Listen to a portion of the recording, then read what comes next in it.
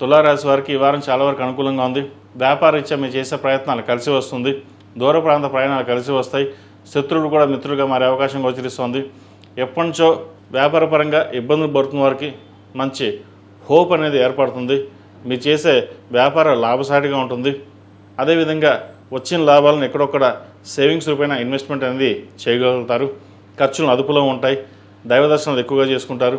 నూతన విద్యా అవకాశాలు కలిసి వస్తుంది. విద్యకు సంబంధించిన విషయాలు ఏవైతే ఉన్నాయో చాలా చక్కగా ఉంది. సంతానానికి సంబంధించిన విద్యా విషయాలు, ఉద్యోగ విషయాలు సానుకూలంగా ఉంది.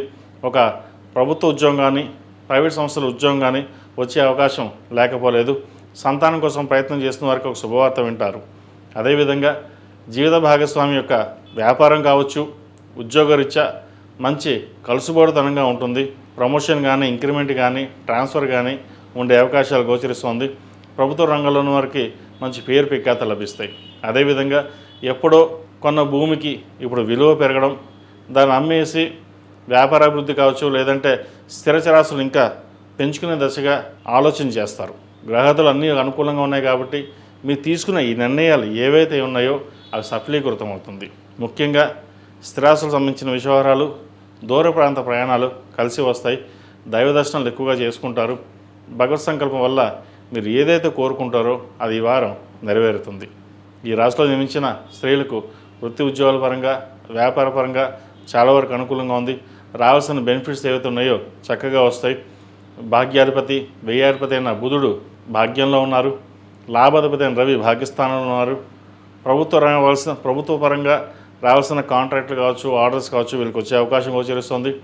సాఫ్ట్వేర్ రంగంలో ఉన్న వారికి, సినీ కళా రంగంలో ఉన్న వారికి, beauticians, technicians, fashion design technology ఉన్న వారికి, ఆర్టిఫిషియల్ ఇంటెలిజెన్స్ రంగంలో ఉన్న వారికి, రియల్ ఎస్టేట్ రంగంలో ఉన్న వారికి మంచి కాలం అని చెప్పవచ్చు. చిరుధాన్య వ్యాపారస్తులు కూడా చాలా వరకు అనుకూలంగా ఉంది. నూతన వ్యాపారం అంటే హోటల్ మేనేజ్మెంట్ కావచ్చు, చిన్న హోటల్ కావచ్చు, పెద్ద హోటల్ కావచ్చు, ఏదైనా సరే ఫుడ్ ఇండస్ట్రీలోకి అడుగు పెట్టాలి అనే ఆలోచన ఎక్కువగా ఉంటుంది. మనకున్న తెలివితేటలతోటి ఏదో విధంగా ఫుడ్ ఇండస్ట్రీలోకి అడుగు పెట్టాలి, భాగస్వామ్య వ్యాపారం వెళ్దామా, సొంతంగా చేసుకుందామనే ఆలోచనలు ఉంటుంది. ఏదైనా సరే మీకు మీరుగా సొంతంగా చేసుకునే వ్యాపారాలు మీకు కలుసుబాటుగా ఉంటాయి. ఈ రాశివారు ప్రతిరోజు ప్రతినిత్యం ఓం నమో నారాయణ ఒత్తులతోటి, హనుమాన్ ఒత్తులతోటి దీపారాధన చేయడం, మంగళవారం నాడు, శుక్రవారం నాడు కస్తూరి పసుపుతోటి అమ్మవారికి అభిషేకం చేసి, మొగలు పువ్వు కుంకుమ, కుబేరు కుంకుమతోటి అష్టోత్తరంతో పూజ చేయండి. తద్వారా మంచి ఫలితాలు సంప్రాప్తిస్తాయి.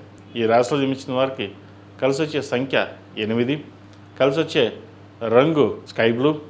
ఏదైనా పని మీద బడినప్పుడు శుక్రవారం నాడు కానీ మంగళవారం నాడు కానీ వెళ్ళండి, మంచి ఫలితాలు సంప్రాప్తిస్తాయి. ఈ పూజస్టోర్.in పసుపు కుంకుమ నుంచి దేవతా విగ్రహాల దాకా అన్ని రకాల పూజలు, వ్రతాలు, గృహప్రవేశం, హోమాది శుభకార్యాలకు కావాల్సిన పూజా సామాగ్రి అంతా ఒక్కొక్క క్లిక్ తోనే మీ ఇంటి వద్దనే పొందండి. ఈ పూజస్టోర్.in